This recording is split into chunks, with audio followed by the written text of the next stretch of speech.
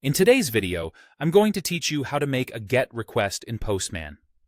If you're new to APIs, a GET request is simply a way to retrieve data from a server, and Postman is a friendly tool that lets you do that without writing code.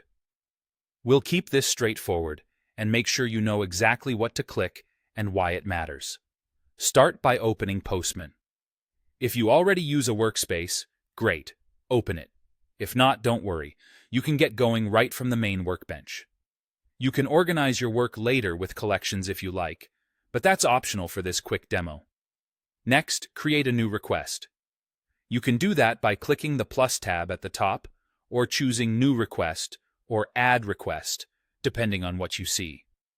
This opens a fresh request tab where you'll set everything up. Before typing anything, check the HTTP method. Postman usually defaults to GET, which is exactly what we need. You can confirm it by looking at the drop-down to the left of the request URL field.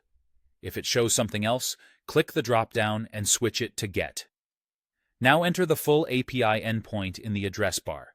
This should be a complete URL, including the protocol, like HTTPS.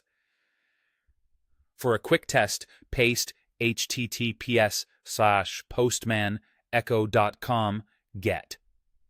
That's a public endpoint designed for testing, and it returns a simple response so you can see how everything works.